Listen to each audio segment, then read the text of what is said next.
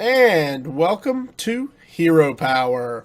I'm your host, Avantes, and as always, I'm joined by my co-hosts, Zeroshio. What is up, gang? And Matt at Arms. How's it going, folks? How's it going? I got nothing. Great week. We have so much to talk about tonight.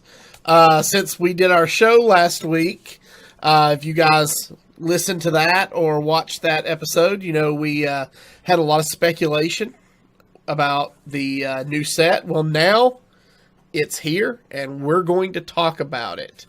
But first, we have no new emails, listener emails, or iTunes reviews. So, guys, if you haven't done so, do us a favor, go over to iTunes, leave us a review. We'd love to hear what you think of the show, whether it's good, bad, what we can do, what you love. Let us know. We'd love to hear from you guys. Or send us an email at heropowerpodcast@gmail.com.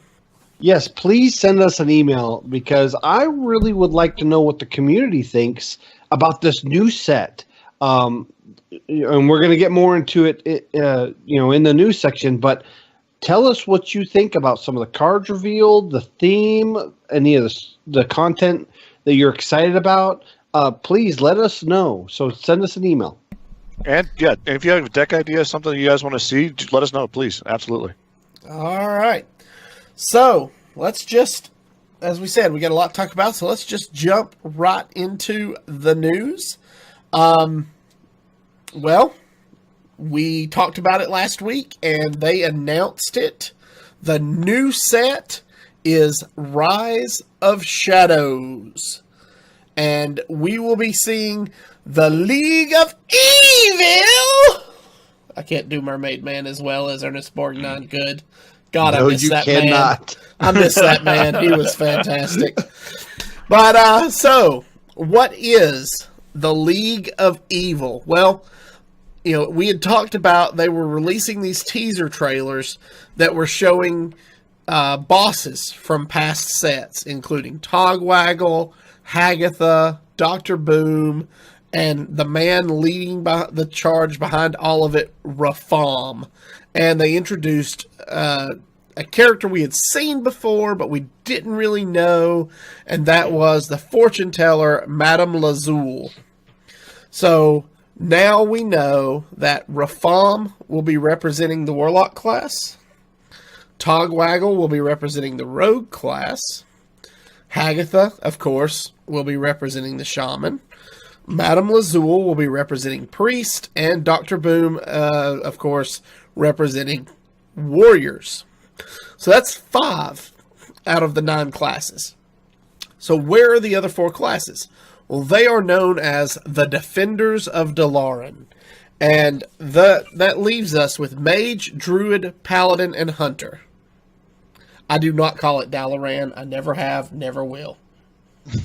But in their trailers, they call it Dalaran. Well, they're wrong. It's not my problem. So basically, the theme from the video and the story told by who was it that Dave Kosak. Dave Kosak, yeah. Is the League of Eagles the League of Evils. The League of Evil, which we don't know what it stands for yet, it represents those 5 classes, and they are performing some form of heist to rob the riches of Dalaran. So we're going to see the other 4 classes, Mage, Druid, Paladin, Hunter, as the defenders. And so far, we've seen one legendary defender. We've seen 2, but one notable one is the Mage, and that is Calicos. And we're not going to go too much in depth in the card reviews. A lot of other shows are doing the card reviews, and we will be doing our card review videos for our patrons. So we're not going to go deep dive, but so far I'm really liking the theme and the feel of these characters in this in this set. What do you guys think of the overall feel of the environment, the story? So, I think, one, we finally know that Priest is truly evil. Because they're on the League of Evil, and that they're right there. Two, I love the fact that we're bringing these guys back. I love that we actually got a name for the fortune teller from Whispers. I think they really didn't give away a lot in the trailer, and I think that a lot of that story is going to be coming in the single-player mode, which I'm really excited for. And yeah, I think some of the mechanics that they have introduced in that first trailer are really cool. Yeah. So you know what this means, though, right? Hunters are the good guys. Woo!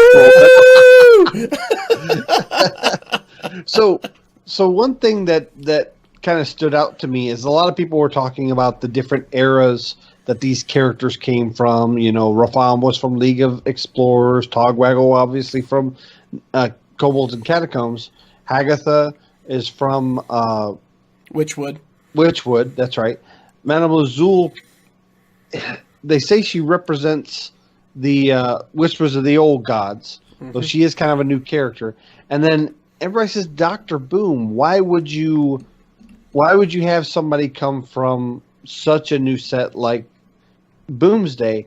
But I really think the Dr. Boom we're going to see is more from, because seeing the images of him looks more like the Dr. Boom from Goblins versus Gnomes and less from Boomsday. But I think his theme overall is going to end up being various mechs, but a lot of the teaser art shows a lot of other goblins. So I think we might see kind of a mixture of Boomsday mechanics and Goblins versus Gnome mechanics, which excites me because it's all mech based, and I do want to see what they're going to do with the mechs in this set. Well, they also said in the trailer as well that they are looking to bring back some older mechanics into the game from past sets. Like that, we've already seen at least one forbidden card. We've already seen a version of the Golden Monkey in the new Rafaam, which is you don't have to do all the steps to get to the Golden Monkey.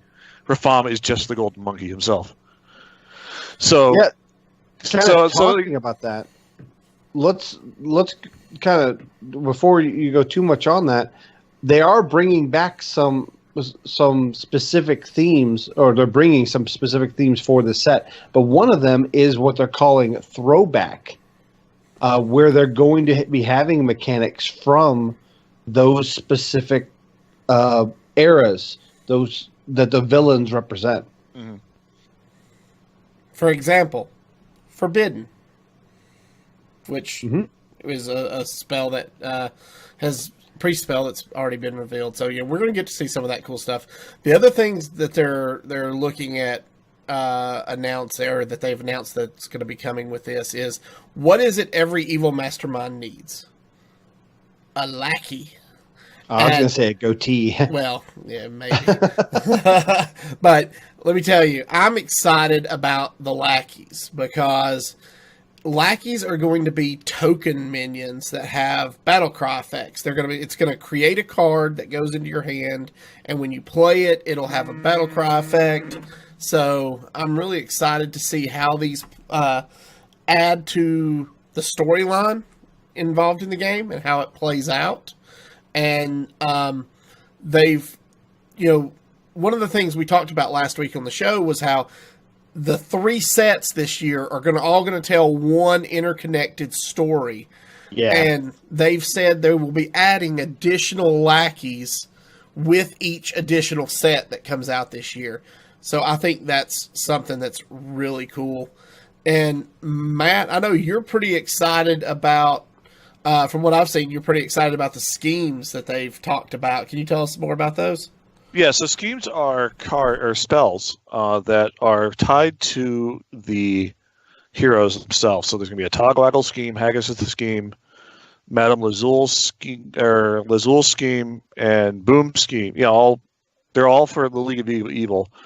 Those cards are spells that the turn you draw them have a base effect. So, like, if, for example, Hagatha's scheme is deal 1 damage for 5 mana, Each turn that is in your hand, it goes up 1 point of damage. So the longer it stays in your hand, the more powerful the spell becomes. And it has no upper limit except for the turn timer in the game. So you can set up the spell to go off for 6, 7, 8, 9, 10, however high you want are playing the game. And I think it's a really cool mechanic. It adds a little bit of draw RNG, but I think the spells can become so powerful at some point that it's worth that RNG. Yeah, it's going to make the mulligan really different than it has been in the past. I mean, in the past you have held larger cards because they're legendaries and they're key to your win, but now you might hold larger cost spells or even cheaper spells that you may not want to use till mid to late game, turn 6, turn 7. You might hold those in your mulligan just for the chance to build them up. Yeah, so that they're fully powered. That brings back the play style of a value game, and we've kind of gotten away from a value game and gone more with more either aggro or OTK, and it's really that whole value mid-range value style of play that was so popular, in past sets, kind of hasn't been around very well. I think classes like Warlock are definitely going to benefit from this. Maybe we'll get a more mid-rangey style zoo instead of an aggro zoo that preys more on value. I love the value game because the value game allows me to play more control, and control is getting ultimate value. And gone are the days of playing a control deck that has no win condition. It's not necessarily to fatigue you; it's just to stall out the game enough to your opponent has nothing else to do, and then you just kind of pick them away with 1 or 2 minions left on the board. You just can't do that in the meta anymore. And maybe this new year of the Dragon will allow us to do that, and that really excites me. That I like long games that feel meaningful instead of just long for the sake of being long. I disagree with the value comment. I think the value game is broken right now because there's cards like Rexar and Jaina and a few others that have the ability to generate infinite value for the end of time. So the value game won't matter as much. I think with the rotation and these cards, I think the value game will be a lot more important. And that's my point. Right now, it's hard to play a value game unless you have the infinite value cards. And then at that point, it's not really a value game because you're never going to run out of anything. Exactly. I remember those matchups of 2 mid-range players, and they're literally counting every turn how many cards they're using to remove their opponent's cards and counting how many cards are left in their hand and deck. So because basically it's math. If I can use less than my opponent to get rid of their threats, and my opponent gets rid of my threats, then I win. But now with cards like Rexar and Jaina and Gul'dan, it's really impossible to do that.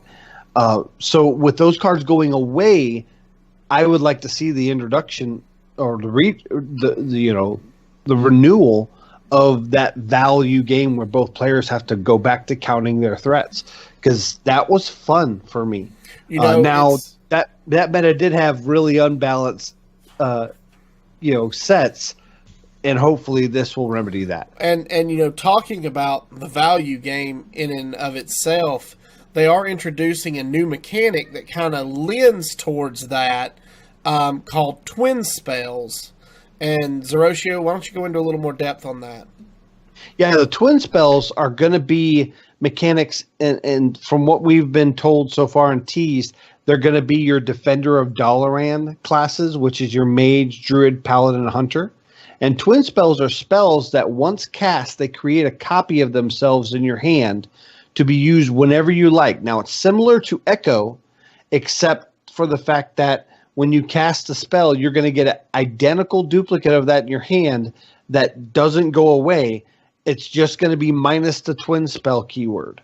The example they have is an 8-mana Druid spell that summons 5 2/2 treants, and then you get another spell that's 8 mana, summon 5 2/2 treants, minus the twin spell keyword. So that right there that's value that's not infinite. value. It's finite value. And I love that style of feel in a card. This example is very expensive, but we haven't seen the twin spell cards from the other classes, or if they're going to have maybe more than one twin spell. So it looks like lackeys are going to be with the League of Eagle class. League of Evil, the Eagles. I don't know why I got Eagles in my head. Just start saying evil. The League of Evil classes, which is Warlock, Rogue, Shaman, Priest, Warrior, and then the twin spell classes will be Mage, Druid, Paladin, Hunter. And I'm excited to see what kind of twin spell cards come out of something like Paladin or Hunter. And I hope with Mage they don't put it on a damage spell, because that can get unbalanced really fast. Yeah, this essentially allows you to put 4 copies of one spell in your deck. Yeah.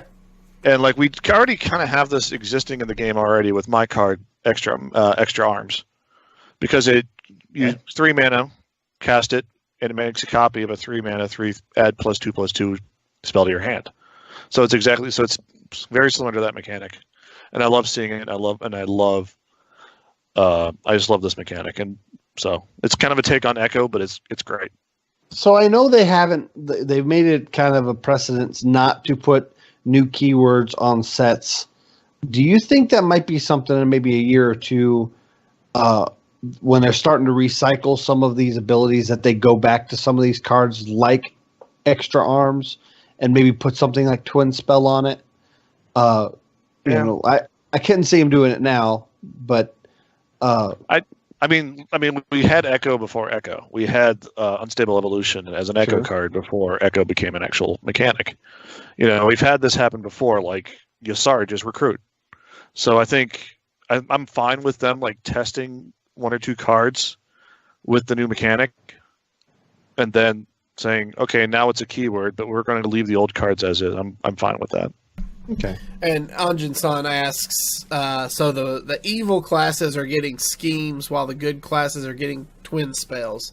Yeah, that's the way we understand it as it stands right now.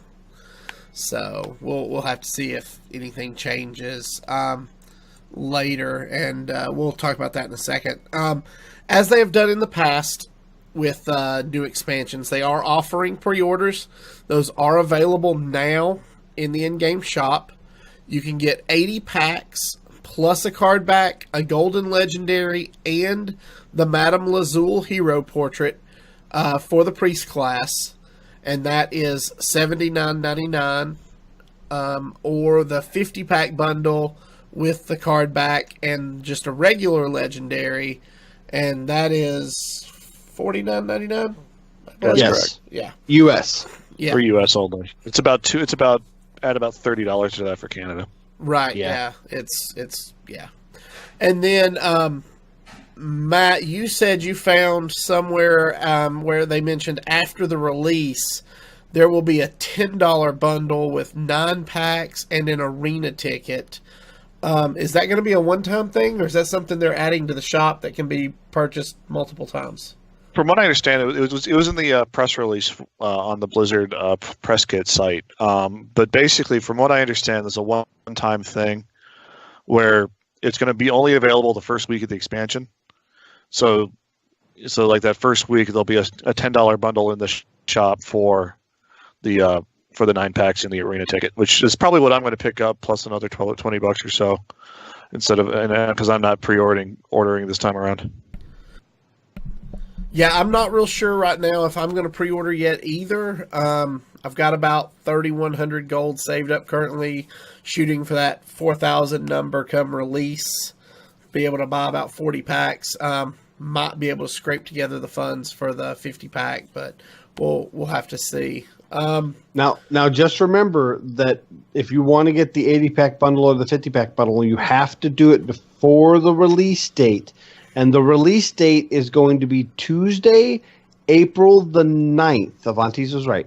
So I'm done. If I don't ever record another episode of Hero Power, I can retire happy now. Somebody clip that.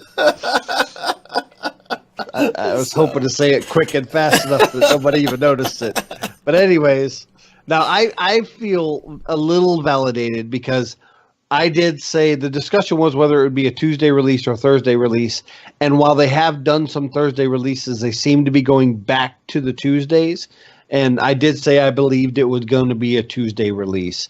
Now, we just found out today they came out with a link that shows all the reveal schedule. There's going to be a card revealed tomorrow, but then nothing revealed until the 25th of March, which is Monday.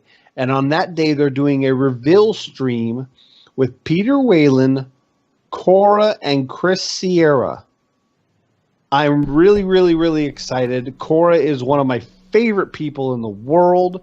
I don't know if we've ever said this, but myself and Avantes, as well as Versika, got to meet Cora down at DreamHack. She is as pleasant a person in person as she is on camera. She's a joy to be around, and she can drink her whiskey. Oh yeah, awesome person to hang out with, just to chat with and hang out with. So I'm excited to see her get this opportunity. So yeah, and Chris Sierra also was on the community team. Still is, to my knowledge. And still is. So it's good to see that there still is presence and familiar presence within the Hearthstone and Blizzard community team, which was severely downsized. So that to me is a little hope that we're going to see some community involvement and community support with the future sets. Yeah, we saw Chris last time for the Rumble Run release with him and Kozak and Ali, and I went back to watch that today, and I hope he's a lot better this time. I'm just saying. I'm just going to say that. Well, here's the thing: he's got Cora to play off of. Yeah, and Cora is really good at getting her co-caster, co-host to get involved in a positive way. So I don't want to say the problem. I don't want to say that Cora will make Chris look good, but I believe Cora will make Chris look good. So we also, on top of all this news of the new expansion, we also went ahead and got patch 13.4 dropped, which introduced the random card back option. So happy for this because I have so many card backs. I have a hard time deciding. I have just about every card back that's ever been released, minus the Golden Celebration and the Red Blizzard one for going to HCT events. I think it's the only Thrill two I of missed. Victory was the name. Thrill of Victory. Yeah. Thrill of Victory and the Golden Celebration, I think, are the only two I'm missing. Yeah. Yeah. It also brought the new deck builder, which I know we talked a little bit about, but Matt, I know you've been playing around with that quite a bit. What are your first impressions of the new deck builder options? At first, I wasn't a big fan of it, but then again, because when I did it day one, I gave me a shaman deck with a bunch of 2-drops and Keleseth, and I was like, this doesn't work. But as the data has come in and populated, it's gotten a lot better. It's been a good way to just kind of get in, build a deck real quick, especially if you have a full collection like we do, and just get in and make something that will work. It's really cool. Actually, there's an interesting anecdote. I built a random druid deck. Just said open druid, create a deck. It created a Mechathune deck with Giant Anaconda and Savage, the 6-mana, give her Beast in your hand rush, and put it on the board. Wow. I laughed it off as a meme. Complete meme. This is like Saturday. That's brilliant, actually. I see on Twitter now, I've seen a couple of posts on Twitter where people are in top 20 legend with this Mechathune deck. That's actually, now that I think about it, that is brilliant. Yeah, that deck is Zehi proof. It's Nerubian Unraveler proof. So basically, what happens with that deck is you pay the 6 mana, for the. This is probably what we're going to play next week. Just heads up, if we have a play portion.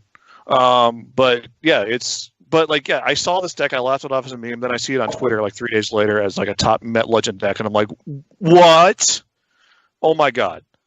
So I've gotten a lot of faith, and I've been playing around with it. I've been throwing like random legendaries and like 4 or 5, 6 different cards into the deck that kind of synergize with that legendary, and it builds me really pretty decent decks. And when I've been on my free-to-play accounts with really limited collections, the decks it builds are really, really good for that rank 20 to that rank 45 to 20 region that I'm in those servers.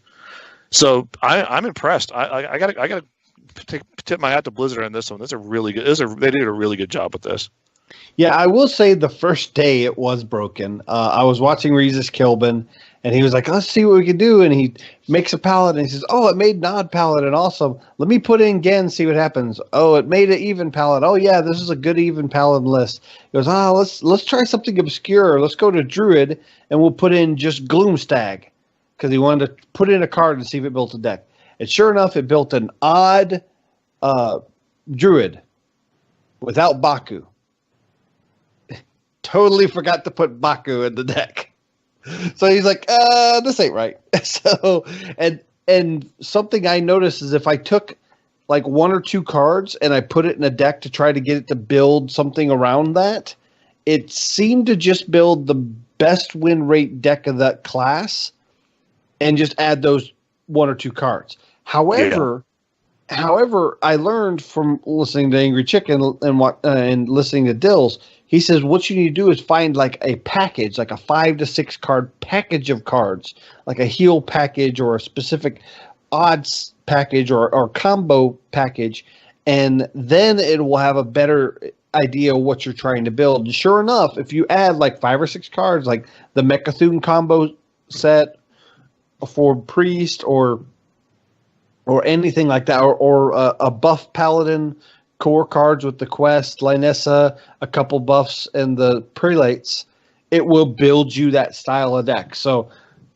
you do need to do more than just put 1 or 2 cards in for it to recognize, because it'll just go, well, you could add these to the highest win rate deck and it will still, have a high win rate. So it really surprises me with the Mechathune deck that you built, because that means somebody was obviously on the ladder winning with that deck and it just hadn't surfaced. Yeah, and these decks change almost daily, because a couple days ago I opened up Warlock, built a random deck, and it was a Q block. I literally just did it right now. It's a Mechathune deck. Yeah, it was confirmed. So it pulls. So it's obviously pulling something that's doing extremely well right now in the moment, and that's like if you wanted to see what the meta's like around you, maybe open up a deck, build it, and autocomplete it. But on that note, Dusharmo in chat asks, I don't know how you guys feel about Hearthstone, but I'm not fatigued, and honestly rarely get fatigued. I feel like there's enough disparity for ladder to not be the same every match. Do you feel like that part of the meta is playing into this? How do you guys feel about it? Are you feeling fatigued with the meta right now? Do you feel like there's enough disparity? Here's the thing, is you're seeing a lot of specific classes. What isn't fatiguing me is that when I queue up and I see a hunter, I'm not going up, here's mid-range hunter. It could be mid-range hunter. It could be death rattle hunter. I'm even seeing occasionally some spell hunter. There's been some variations of the mech packages put in both mid-range and the mech hunter. So I'm seeing variations. Paladin's not just one paladin. There's a bunch of paladins. There's an odd paladin. There's an even paladin. There's a secret paladin. There's a Murloc paladin out there. Then there's, of course, my favorite OTK paladin.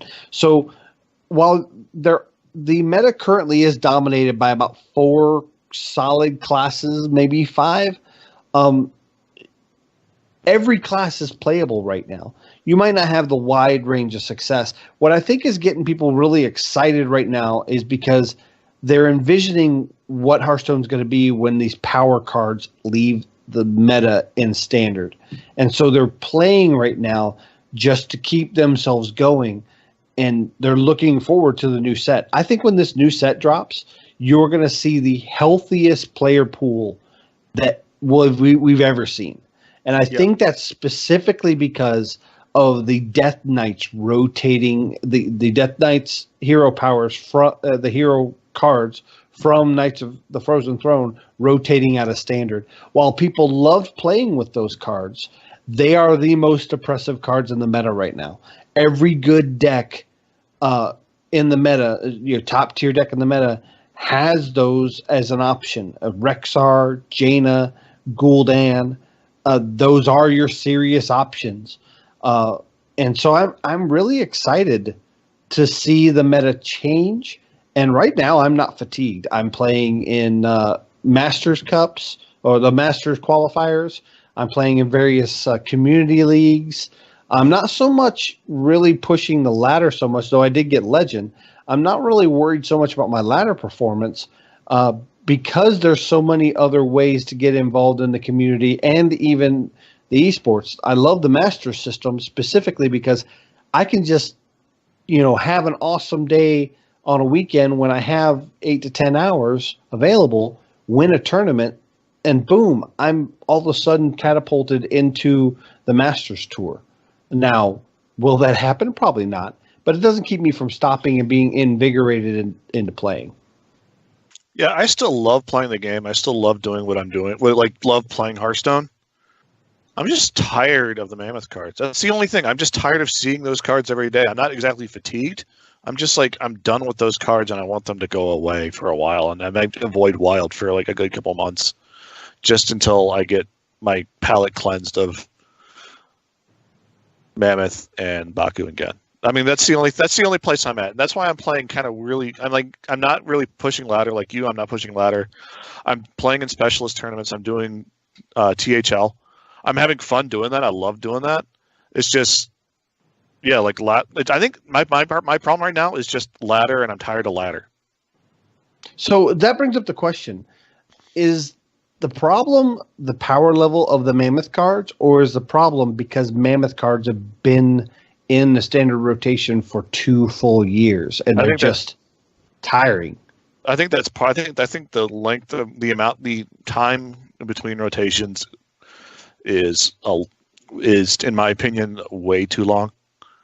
I would be happy with a 4-set rotation. I'd be happy with a 5-set rotation, 1 in, 1 out. I think honestly, it's just one of those things where I'm tired of seeing Carnivorous Cube. I'm tired of seeing Death Knights. I'm tired of seeing a lot of things that it was oh, this card again. Oh, this card again.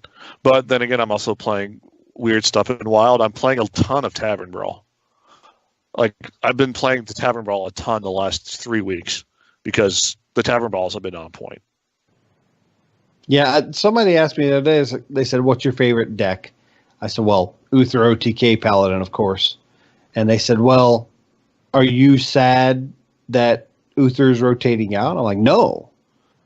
He had his time. He wasn't super strong moments, and he wasn't super weak, but he had his time. I had 2 years to play with that in standard. And if I get the itch to play Uther OTK, I can always go to Wild. But he had his time, and I'm excited for what the next Paladin card that I get obsessed with becomes. Yeah. So moving on, as Matt has done for us in the past, he has again created our Hero Power community ranking sheet. We are currently still working on updating it with the cards as they become available. So once in the past, we've waited until all the cards were revealed, and then we've invited you guys to go in and give your rankings. But with the sheet being live now, if you guys want to update and rank as you go, we will share the link to that in our show notes. So you go in, just add your name to the top of a column, give your rankings? Is it a 1 to 5 scale this time? Yeah, 1 to 6. We added a 6 because if we spot something that is completely OP, you can go ahead and call it out as completely OP, and will be nerfed within the first month. And That's I don't think that we had a 6 at all last set.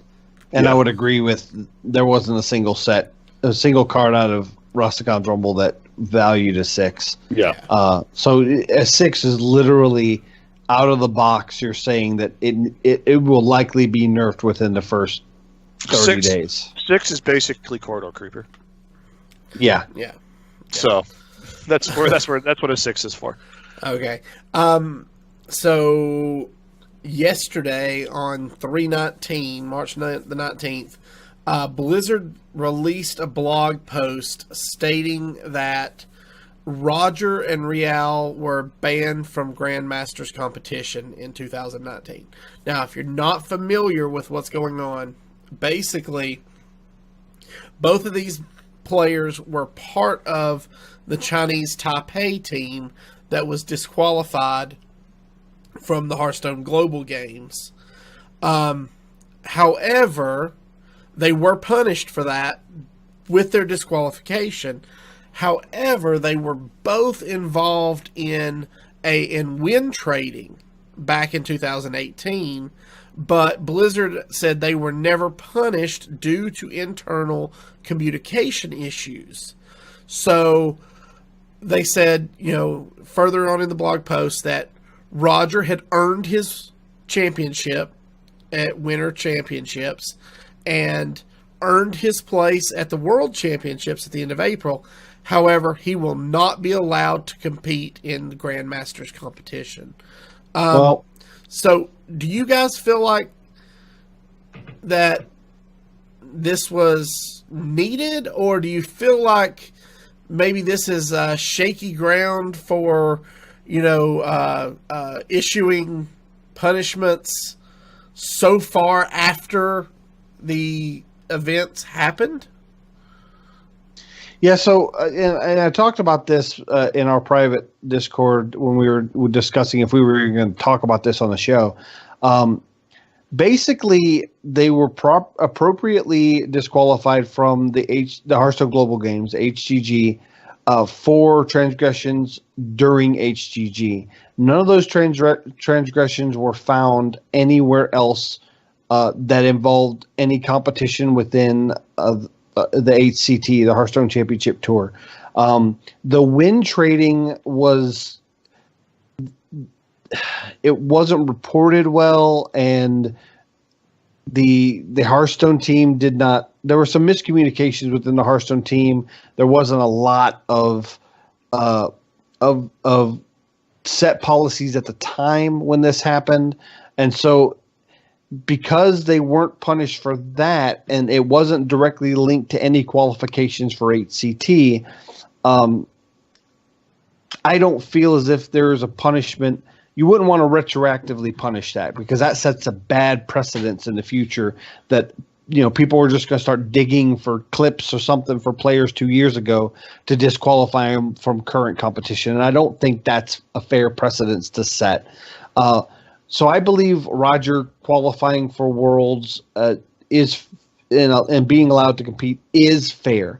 Now, they said in the press release about this decision that the Grandmasters competition is going to be an invitation competition. It's not necessarily anything you qualify for based on your statistics in the Masters Tour.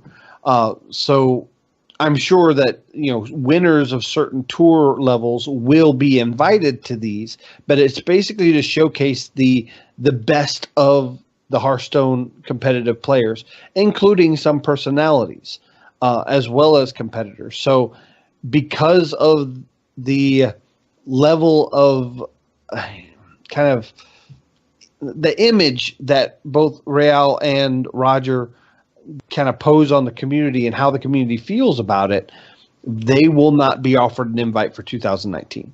Now, does this mean they won't be ever invited in future years? We don't know, and it really depends on them. If they keep their nose clean and they're not in any kind of controversy, I could see them eventually being invited, maybe 2020 or in the future. But I think this is a good decision. I think it's a fair decision, and I haven't seen any negative reaction from the community about this at all. So I'm going to answer Desharma's question in chat. He said, "Could Roger and crew still make it to the championship through the old-fashioned way, through the Masters qualifiers?" Absolutely. He said that, Roger and Real can both qualify through the Grand Master system and make it to Vegas or wherever else they are holding the Masters Tour events. Yes. But for invite, probably higher EV events like Grand Masters Tour, which we don't know, which we still don't know anything about. Heads up, they're not allowed to play. So it's personally, this is fine. I think it's one of those things where it should have been addressed when it had initially happened, and especially with the win trading. And from what I understand, and I've did a little bit of research on it, the win trading, Roger actually was intentionally losing games for a friend to help him qualify, since he already had the points to qualify for the playoffs. But it's still win trading. It's still an issue, and it's still a competitive integrity issue. And specifically, it was one specific game done at right at midnight at the cutoff, and him conceding that match pushed his friend into that qualifying, top 100 to qualify for the playoffs. So there was a lot of, at the time, there was a lot of people in the community that said, well, it was only one game. There wasn't precedence. There's no proof that multiple, when you talk about win trading, in most cases it'd been described as somebody specifically losing over and over and over and over again, where according to the proof that was found, it was only one game. And I think that's what Blizzard was referring to with issues with internal miscommunication. Obviously, there were some people within Blizzard that may not have seen this as win trading, so they didn't, report it properly or make a ruling on the case properly, and later found out that maybe it was win trading. So, and you can't really, you can fault Roger and Real for being involved in that, but you can't really fault them for not being punished. And that's a Blizzard thing. And I do hope Blizzard has learned from this lesson and has set policies internally, make sure they're communicated and acted on properly. But again, I don't think they need to be retroactively punished for something that happened. I think it was like spring of last year. So pretty much a year ago. That sets a bad precedence for future violations. I mean, we don't want, all of a sudden somebody to find proof on somebody 2 or 3 years ago, and then we got to put an asterisk next to their championship run that following year. That's not a precedence that needs to be set. So I think it's fair. I hate that we're having this discussion, but honestly, this type of controversy builds an esport. I mean, every good esport has had some kind of controversy, and I'll accept this. Yeah, I'm not going to root for Roger at the end of the month. Oh no, at the end of April at all. I think he's probably going to be number 16 of the people I root for. But now that they've actually came out and communicated what they feel and what they are doing and how he's being punished for whatever, it's fine. Whatever. We'll move on from this point, and hopefully he doesn't win, because that's going to be tainted. Everybody's going to talk about it forever. Well, he's number 17 in my eyes, because before him, I'm rooting for camera guy number 2. Yeah. All right.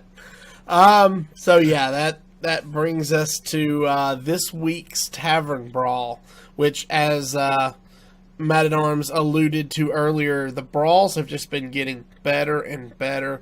And if you guys really enjoy the Tavern Brawls, go on Twitter and let @JoeMagGames know. Mm-hmm. Yes. He's one of the guys in charge of coming up with Tavern Brawls, and they are doing fantastic work over there. Joe Mag is great. I got to meet him at BlizzCon. If you guys hadn't heard, I went to BlizzCon, and Joe Mag is just a class act person. Who knew you went to BlizzCon? Not me. Anyway, nobody. so this week's brawl is called Battle of the Bands. So you will pick 4 cards in your deck. Your opponent will get to choose one of those at the beginning of the game to ban. Now, there is a catch to this. They only get to see 3 of your 4 cards. The 4th card shows up as a mystery card. Now, which 3 cards your opponent gets to see is random every time. So if you played the same person twice in a row, there's a chance they would see a different set of choices at the ban stage. So this is really, really cool. Now, this is a wild brawl. However, Jade Idol, Ice Block, Timeout, Patches, and Whizbang are all banned. So I had a blast with this. It was a lot of fun. You just go build a deck of 4 cards, get multiple copies. One of those cards is immediately removed from your deck, and then you play. And it was a lot of fun. This was great. How about you guys? Have fun with it? Yeah, I love. This brawl is one of those. It's a wrinkle on the top 2, top 3, top 4 format that makes you really consider your deck building and really consider your deck choices, because if you are kind of depending on one card to make your combo work, like say an Ice Block or something, or Ice Block's banned, but like something like Mind Blast or something, you're gonna have to find an alternate win condition or an alternate support condition for your win condition to make it work. Like, so for example, when I first started up this brawl, the first thing I built was a Hunter. It was with Galvanizer, Mech Warper, Metal Tooth Leaper, and Piloted Shredder, which eventually turned into Mimron's Head, which eventually turned into War Gear. That got me some really quick wins, and I started playing around with some other stuff. Like I was playing around with like 4 or 5 different versions of a Discard Warlock. And the best thing about this brawl is the games are fast, and if you need some gold for the expansion, go ahead and grind this brawl for every day. Get your 100 gold cap in the brawl, and just have a ton of fun. Yeah, I played Rogue, and I won my first game. I played Prep, Espionage, Beneath the Grounds, and Falderai Strider. That was fun. So basically, my opponent is putting out minions, and I'm just constantly getting endless supply of 4/4s dropping on the board. When he draws cards, when I draw cards, they're just spiders everywhere. Mm-hmm. Nice. All right. Well, that brings us to this week's deck list. And this week we are playing Wild, having talked about it.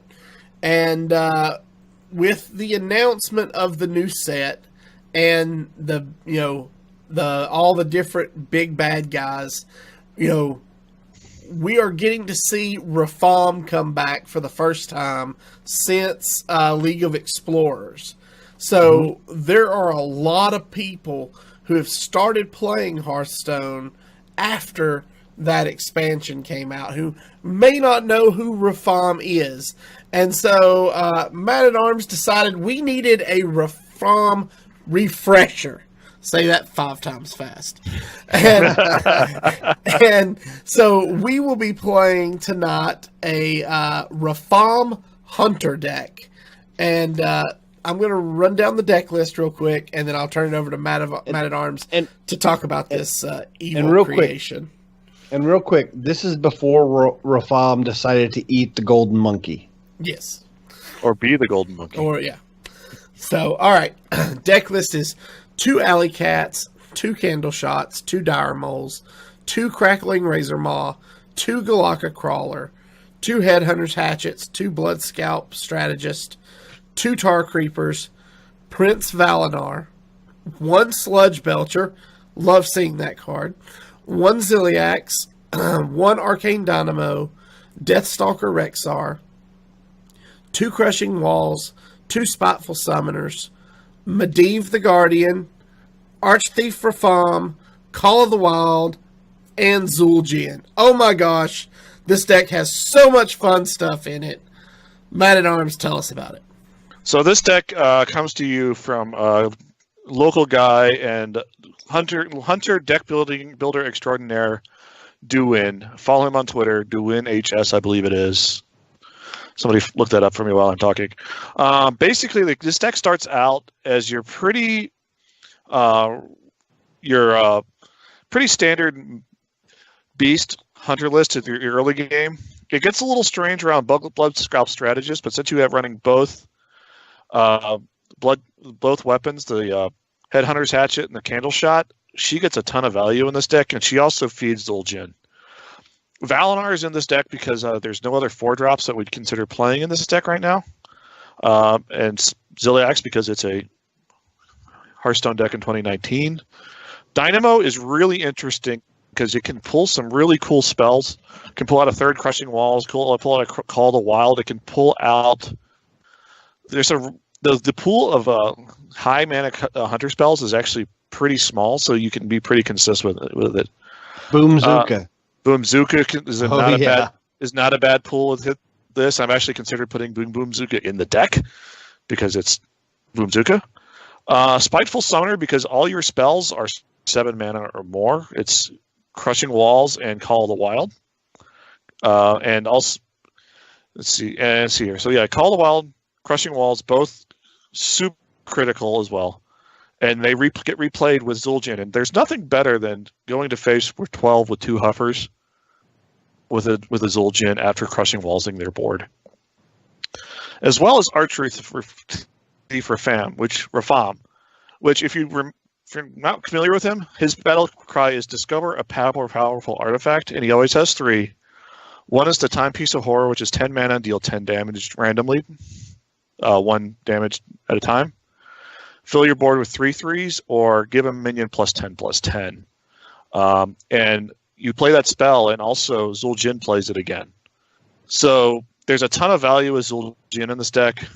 This deck is a ton of fun. Also, you missed Medivh. Medivh's also in this deck. Oh, yes, Medivh. Yes, Medivh also gives you another weapon, which is also great with Blood Scalp Strategist, because you can discover a spell. But also, getting a 9-mana random card off Call of the Wild with Medivh's weapon up is insane. I've actually gotten King Crush a couple times, which he goes to face for 9 because of Leok. So this deck's a lot of fun. If you're in the lower ranks of Wild, I think it'll do pretty well. If you're in the upper ranks, it may not. It depends on what you see. But I've had a lot of fun with it. It's not one to exactly ladder with, but it's fun, it's thematic, and this is exactly the type of stuff I've been playing for the last month. This is why I'm at rank 7 in Wild and rank 6 in Standard. So. Cool. Yeah. All right. So I'm excited to see this deck played. But first, we have one more announcement. And we've kind of had this under our hat for a while. We're really excited as next week will be episode 170 of Hero Power. Now, for those of you that have listened to us from the beginning, or at least going back a ways, you'll remember that we used to always try to do something special for you guys every 10 episodes. Episode 10, episode 10 we had the crew from Legend of the Innkeeper. Episode 20, I think that was Hearth Coach. Yep. Episode 30, 40, we always tried to bring in collaborative podcast to give you guys an expanded viewpoints and opinions. And I'm excited to say we're going to bring that back next week, episode 170. Excuse me. We are going to be joined by Don DK, Audrey Kills, and Run, he said, of Hearth Buzz. They will be here with us on Hero Power for episode 170 next week. Now, to accommodate everybody's schedule, this episode will be airing live on our channel, twitch.tv/ECMMOGamers, at 10 p.m. Eastern, 7 p.m. Pacific. So, set a reminder. We'll tweet it out. 10 o'clock Eastern. Zeroshio will have toothpicks in his eyelids to keep his eyes open, but we will be here with Hearth Buzz. Yeah, I'm super excited. I have been following Donnie DK since early episodes of Legend of the Innkeeper. She was part of that community when they first started up, or shortly after they started up. She was one of the early members of that community. And then Run, he said, has been a teammate of mine on the pod people over in Team Hearth League, and I'm a huge supporter and subscriber to her Twitch. She's wonderful. Audrey Kills is also just an amazing personality. She's been involved in the community quite a bit. They're all kind of in that pool of wonderful female players that are involved in the Badass Women of Hearthstone movement, as well as the tournaments involved with that organization. These three ladies are the pillar of the female Hearthstone community, and I'm really excited to have them on the show. So we got some breaking news, guys. Oh, okay. The Grandmasters tour information has been leaked and is on the internet. Ooh. What? Yeah, literally just came across Twitter. All right. Yeah. So let me run down this real quick. So, basically, the format is going to be 2 seasons per year, each season lasting 8 weeks. Each region will have 16 players competing in Grandmasters. Those players are then split across 2 groups of 8. They play twice a week. They face off each other during a double round-robin system, with the players competing against each other's group 2 times in total over the course of the season. Matches are played during the weekend from Friday till Sunday, with the broadcast of one region stopping right before the next region starts its broadcast. 2 seasons have ended. 2 players performed the worst in Season 2 in their respective region will be demoted and no longer play in Grandmasters. Wow. Grandmasters conclude with the global finals. The specifics of it are unknown, but the best players per region per season qualify. So I'm sure this means the top players per group per season will face to determine who's sent to the global finals. It's specialist format. Each player participating in Grandmasters will earn a $1,000 per week as an appearance fee for each match won. For each match won, another $500 is given to the participating player. The pool of finals is said to be about $500,000. It's highly likely to be more rewards per seasonal performance. Wow. There's a list of the players. For Europe, we have guys like Board Control, Fino, Tice, Bunny Hopper, Casey, RDU, Hunter Ace, Orange, Pavel, Silvername. In the Americas region, Just Sayin, Muzzy, Amnesiac, Frozen, Zalay, Purple, Dog, Firebat, Bloody Face, Nilgaidan, Monsanto, and Sehyun. Blizzard is expected to share these details sometime next week. I'm amazed that Language Hacker is not on that list, but other than that, this looks like a solid. And this may be a partial list, of course. So yeah, they said 16. So there's obviously more room for these. I think this list only shows 13 in America, so it's possible that they're still choosing some once Worlds happen. We are going to make sure this article is linked in our show notes. If you want to see it for yourself, make sure to head over to HeroPowerHS.com. I'm really excited about this relegation rule where the lowest players are dropped. That, I think, will make it interesting because players are not only playing for their money, but they're playing for their tournament lives. So that should be interesting. All right. Well, like I said, I guess that's going to do it for us this week. If you're joining us on Twitch or YouTube, please stay tuned for the live play portion of our show. If you are listening via the audio podcast, we'd like to thank you for joining us. Remember, you can follow us on Twitter at HeroPower_cast. You can find all of our past episodes on YouTube at youtube.com/ECMMOGamers or on our website at HeroPowerHS.com. If you enjoy the show, you'd like to help support and improve it, you can do so by joining our Patreon at patreon.com/HeroPower. And we'll see you all again next week. And don't forget to use your hero power.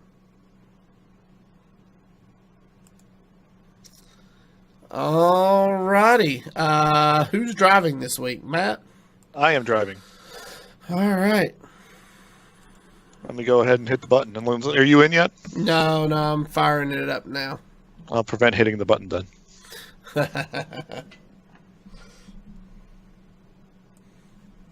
Yeah, that literally came across Twitter as soon as we were closing the show. Yeah, I saw you posted in Skype, but unfortunately I can't open up Skype chat. All right. Now I'm in. All right, now I'm hitting the button.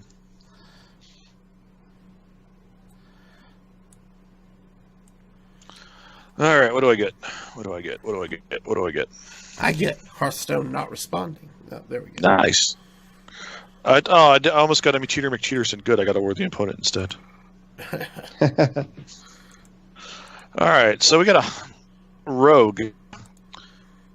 And for a rogue, I'm first of all, these spells are all going back into the deck. Same with this by something. You really don't want the spells anyways. Yeah, I don't want the spells yet. I want to really get a Galactic Crawler here in Wild, because Kingsbane Rogue is really good in Wild, and that Valinor is really good, too. And the Hunter's Hatchet's not terrible. Well, I already got the Candle Shot. That's true. Well, there's a Razor Maul. I'm just going to equip this and pass. So this is likely a Kingsbane aggro style rogue? Aggro Kingsbane Rogue that has really explosive starts. Ooh, that Strategist is good. Ooh, we don't coin it though, right? I think I'm going to coin it out, because it gives me a spell that I can... Do we think we'll need Valinor on 3? I don't think so. Okay.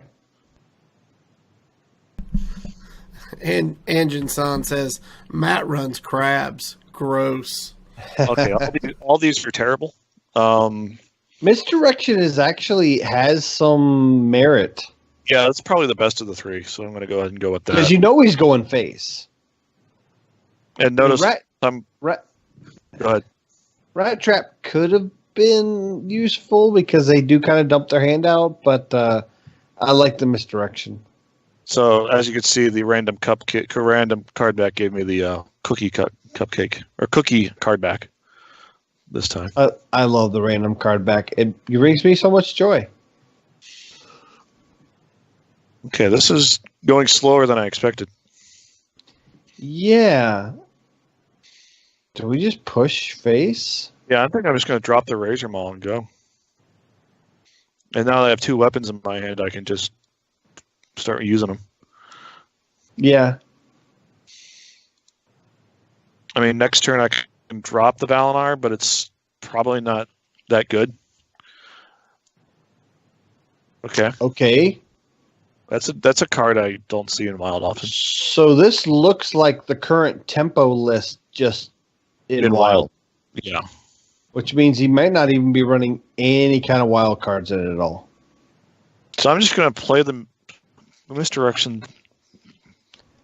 I don't hate the misdirection here, especially with no minions on the board. If he goes to face first to test for a secret, he won't know it's misdirection because it won't go off. Yeah. But if he plays a minion, then goes face, then, see? So he's going to assume, Okay, Healbot. This feels like Mill Rogue. Yeah, I think you're right. Is there any value to Valinor here? To contest the board, and I can drop the Dire Maul behind him. Yeah.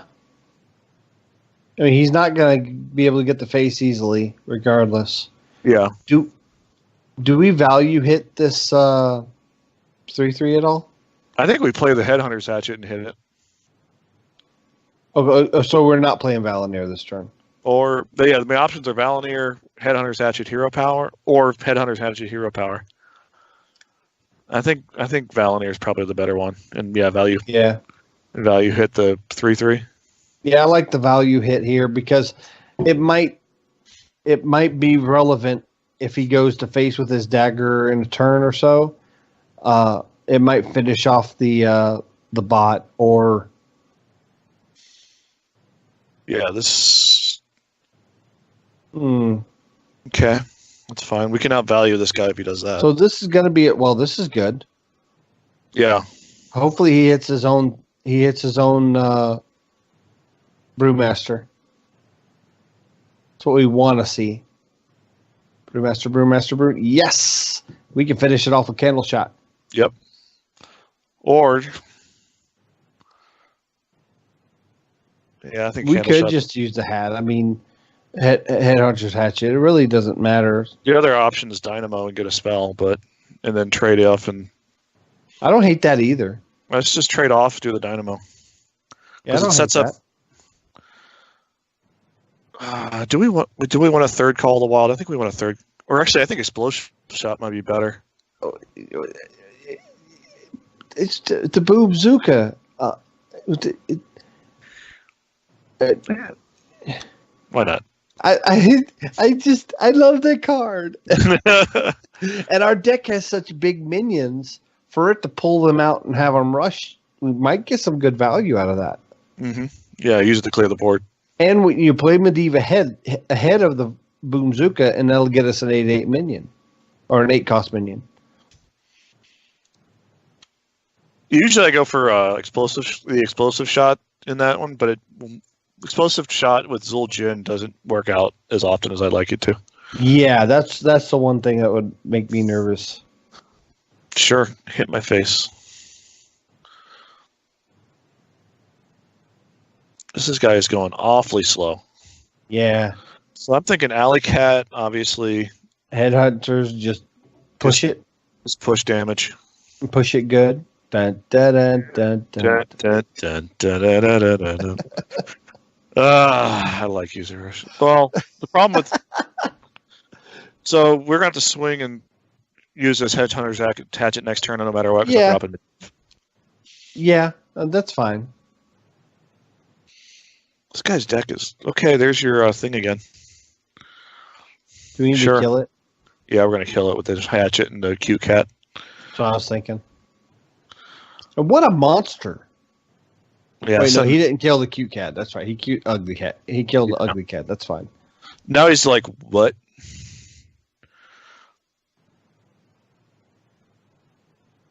Yeah, this is where he's wondering what the hell are we doing?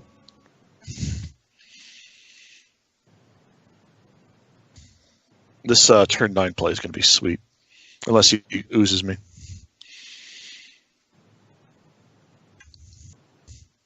Sure. I'll take a second one later. Yes. So. All right, then we're not playing that. Yeah. What do we get? What's in the box? Oh, Ysera. That's pretty good. Oh, right. Yeah, Ysera's pretty good. Yeah, because we're going to get another Medivh, we might as well clear that, right? Yeah. And Ysera may give us another spell for Zul'jin. Ah, it didn't. Yeah. I'll take the 4-mana 7/6. Oh. Just give it all to us. Oh, we just lost Ysera. That's fine. That's fine. Now we have a free Huffer in our hand. Oh, my Crushing Walls. We won't need Crushing Walls. So Huffer. We just dump it all out? Yeah, why not? We just dump out what we can. Yeah. I wouldn't swing with face, though. No, we might get I might use Boomzooka for fun things. Yeah. Because the pool of minions we can get off it's so huge. Sure. Oh, okay. 2 saps and a vanish down. This is really good news. Any 8-mana charges? Ooh, 8-mana chargers. King Crush. No, that's the 9. charge double soar. Yeah, that's it. Ragnaros. Let's do this first. Ragnaros would be good. Let's give it Wind Fury. Let's give Leok Wind Fury. Let's just clear some stuff out of our deck. Yep. It's fine. Ooh, Light Lord. Light Lord. Yes. Yes. Yes. Wasn't the rag we were going for, but it's the rag we'll accept. Live Insect. Oh, I love this deck. Sure, give me cards. Or free thief for farm. That's why we played this deck, right? Exactly. He's going to have to vanish this thing, or he's going to lose. I think he's going to lose. I think he's showing us what he can do. Yay. But he's going to have to concede. Sure. There's Zul'jin. He has no way to deal with the board. He can't fatigue us for enough damage because Light Lord heal us way out of range. Prep vanish? No, he can't vanish. There's not enough mana. Yeah. I think he miscounted. I think Let's he was see going Oh, Shadow Strike. Cool. Still. Prep. This. Yep. He's still dead. Sure. He will be my death. Why do people threaten Play and all then the concede? I don't know. I will it's beat death, and then they concede. Nice. That was so fun. much fun. Yeah. I love this deck. I love this deck so much. If you want to find cool decks, just really stupid wild decks that are fun and probably bad but fun, Duwin on Twitter. Go to him. Find it. You posted the link in chat, right? I did, yes. Yeah. All right. So I'm going to hold on. This is a Paladin. I'm going to hold on to the Glocka Crawler, toss the other two. Because Paladins in Wild tend to also run Pirates.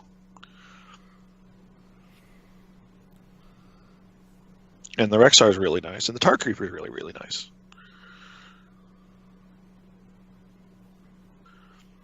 Ooh, Golden Baku. Was that a gold? Yeah, it was. Yep, Baku. And the Molten Core card back for me this time. Nice. You know, this guy is legitimate. Oh, come on. That was good. So, does he run any pirates in this list at all? He does, but I think I still want the Glocka Crawler out there anyway. Just to contest the body? It's a 2-mana 2/3. Yeah, exactly. And if he doesn't kill it, if we give it Wind Fury, we'll get some good value off. Yeah, I think Great Jamal is really good. Tar Creeper's really good next turn, too. And I expect him to go face. No, I think he's going to hero power and probably bump. And if he bumps, he probably faces probably the right. Yeah, bump. I don't think he bumps. I think yeah. Sure.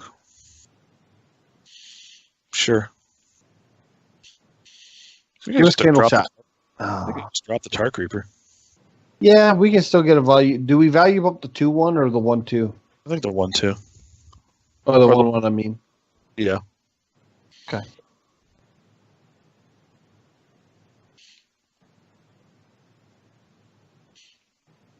Because then we could possibly get like a Divine Shield.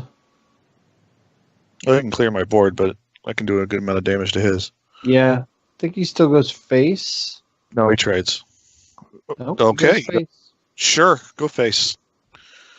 Nice. Spiteful for turn 7. For health would be great. All of those are horrible. All those are bad. I think Taunt, kind It of. doesn't matter what we pick. It's dying no matter what. Yeah, it's going to hero power here. It's okay. We have a Ziliax next turn. Yeah, Ziliax will clear off this mess. With Rexar clearing off anything big he can do before he can... I think he goes face again. These are all standard cards so far. Yep. Sure. Trade. Oh, he does trade. Okay. Whatever. We don't get a lot of value of Zeliax here. I still like it. Just puts a 3/2 But- out. My question is do we just Zeliax and don't bump? They make him trade with the 2/4 and the 2/2 or the 3/5. Yeah. Or Because what? if he has to double trade into it, that Yeah. sets up for Rexar. Yeah, I like it. You know what I mean? Because he'll likely run 2/4 and then the 3/5 into it, and that sets up for Rexar. I mean, that's what I would yes. do. Yes, Duchamar, the random card back thing is there. I am using it. Oh, I love this turn from him. Yep. I don't know what he was going to Oh, I play. really love this turn from him. That's what I told you. That was his real obvious play. This is We're just going to play perfect that, for us. We healed for 6. and then 5 more, and then cleared his board. Yep. Kind of in the driver's seat now. A Spiteful next turn. Yeah, Spiteful will be really nice.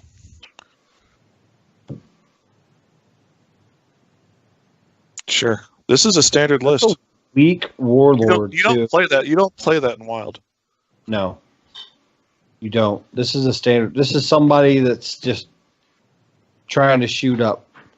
All right, what's in the box? No Lanessa, no Lanessa, no Lanessa. It's fine. It's That's a fine. 5/5. It's not great. It's fine. I am surprised I haven't gotten any of my weapons yet.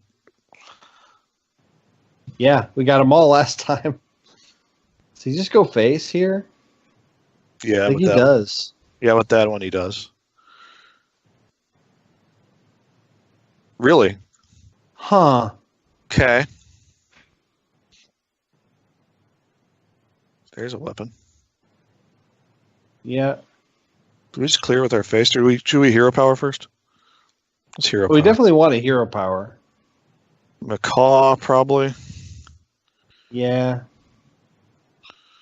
Poisonous. I like it. Yeah. For the next one, but I think we do clear with our face. Yeah, and then throw out the second cat. Yep. Because we are likely going to call the wild next turn. Yep. Unless he puts a gigantic, ridiculous threat that we have to deal with. Yeah, and that's 2, 4, 6. Showing 8. damage. Showing 8. He has Leroy. That's another 6 plus. He could. He'd be one short. Yeah, you don't got it. No Leroy. Another Frost Wolf. That's fine. That's a big Frost Wolf. Means we're gonna have to. Is he put our trading? call Oh, he's out. not trading. Is he? Okay, good. He's not trading. He's trading. Good. All right, fine. Ooh. Ooh. That's a good top deck. Yeah, that does better than the zombies does. Or call the wild though throws out a taunt. It does. Yeah, the problem is how much do we clear? Can he get through the taunt? Obviously, we're gonna trade the 3/1/1s into the 2/1s. Trade Huffer into one of the 1/1s, and then we can face one of the 1/1s. So maybe Call the Wild is better. Well, I'm thinking. Yeah. But Here. These become 2/1s then with Leok. that doesn't matter. We're The trading. cats. Yeah, that Like- doesn't really. Well, I can trade all of them in to the 10/10. But That plays wow. around. Yeah. So you're thinking Call the Wild? Okay, yeah. Yeah. And then we just clear dudes. Yeah.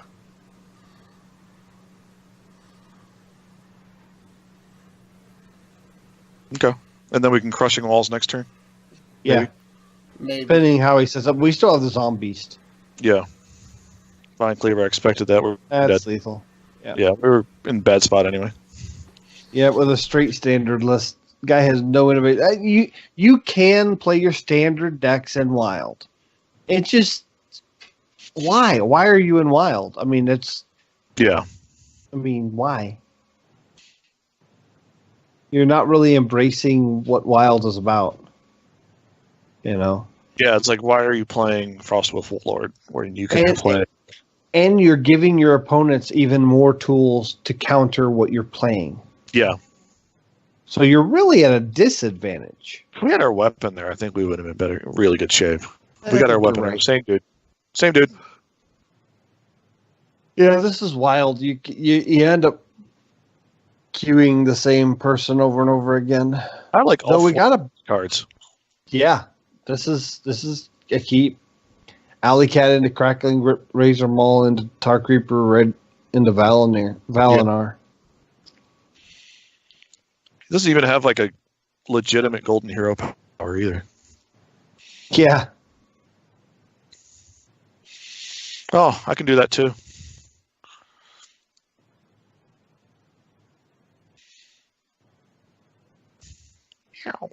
Does he trade?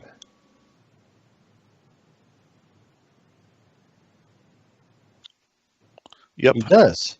That's fine. I think that makes nice play, Tar Creeper. That's what I was wondering. Do we coin out Tar Creeper? I like it. I don't hate it.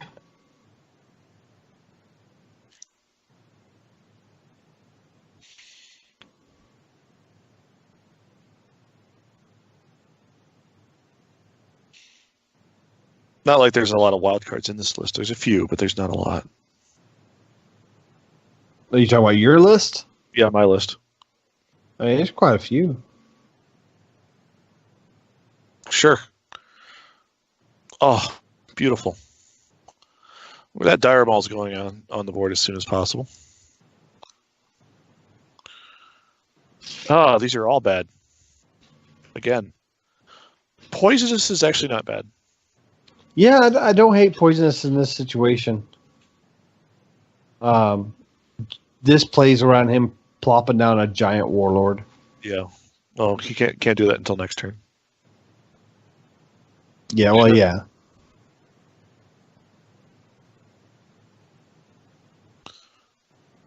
He's probably going to clear it with the weapon, which is fine by me.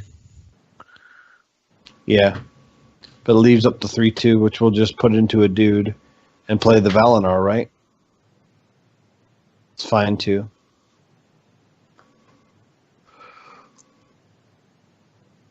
Hero power? Don't forget to use your hero power. Damn it, Xerxio. Sorry, I can't help it. That's another turn 6 Rexar. Yeah, we're not going to get a lot of the heal off for Valinar, but... Yeah, it's just a 4/4 with taunt most of the time. It's... You know, it's sometimes you get a really clutch heal, but most of the time it's pretty... Okay. Ooh, that's kind of nasty.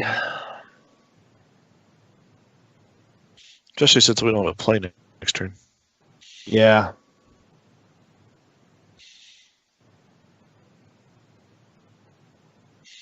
It would have been great, a weapon. Yeah. That's not a weapon. Nope. We're just going to play it and go. Yeah, and even Rexar's not going to be great next turn. I hope he trades with a 2/5. I think he will. So we'll get value there, but the Warlord will still be alive.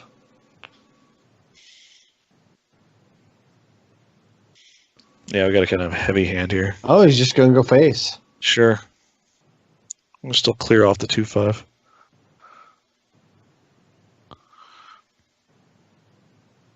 There's your candle shot. Late.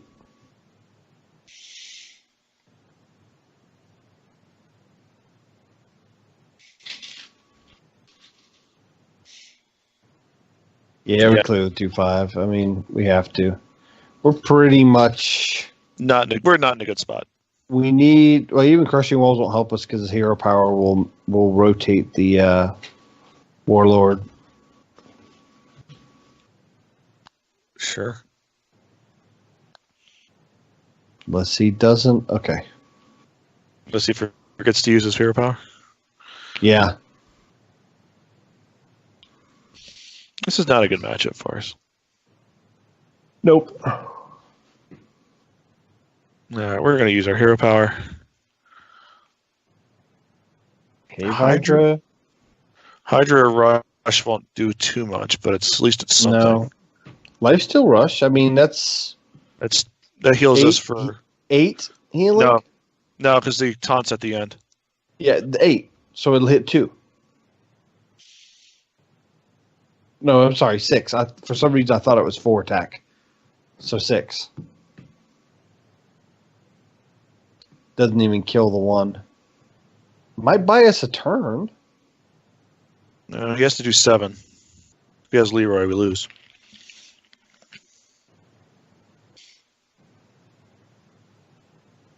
We need Leroy and something else. He's taking his shoes off to do math.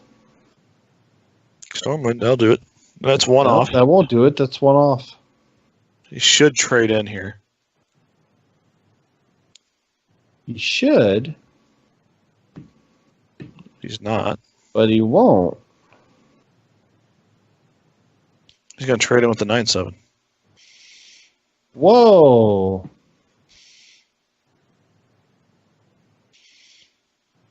Does that buy us anything? Life Drinker, maybe? No. No, we need Weasel Tunneler with... No, that won't even help us. Yeah, no. I don't think there's anything... Well, let's go cheap here. No, this doesn't help us at all. Yeah. All right, let's Zilliax. Can't even kill anything with that, unfortunately. Well, we can kill that, but that doesn't do us any good. I mean... Yeah, I guess that's fine. We'll heal for 6, so he still has lethal. 23, 22. Yeah, he's dead. He's got 21. Yeah. Math. Math, OP, please nerf. All right. Like I said, this deck is fun when it works. Watch the first game. This guy is a legitimate standard player. All right, well, you know. Sometimes you win, sometimes you lose, sometimes you face Odd Paladin twice. It definitely was a fun deck, and it allowed for some fun interactions, which we got to see. And it plays Rafaam. We didn't get Rafaam in the first game. We drew him, but we didn't get to play him. Yeah, well, a lot of times it's really hard to play Rafaam unless it's a really slow deck. But it's fun when it happens. Oh yeah, trust me, I've gotten lethals off of Timepiece of Horror off of Zul'jin, which is fun. Yeah. So. Ooh, I didn't even think about Timepiece of Horror off Zul'jin. That's amazing. Yeah. So, all right, gang. Well, that's going to do it for us this week. Like we said at the end of the audio portion, make sure you tune in next week. It's going to be a super special show as we welcome the ladies of Hearthbuzz to Hero Power, and should be a fun episode. We'll be talking a little bit of everything and whatever we learn between now and then as far as the new expansion goes. And we'll also be did we mention the live stream on Monday? Or did we skip over that? We did. Yeah, with Cora. Yeah. No, I mentioned it. So yeah, we'll have the live stream on Monday. So if you guys missed that, we'll be recapping it and getting the ladies' thoughts on Rise of Shadows. So make sure you tune in next week at 10 p.m. Eastern. Until then, if you have any questions or comments about the show, as we said at the top of the show, please email us at heropowerpodcast@gmail.com. Hit that subscribe button on YouTube if you've not done so already. Give us a follow on Twitch to be alerted when we go live. For more details, check out our Patreon at patreon.com/heropower. Till next week, good gaming. Bye, guys. Later.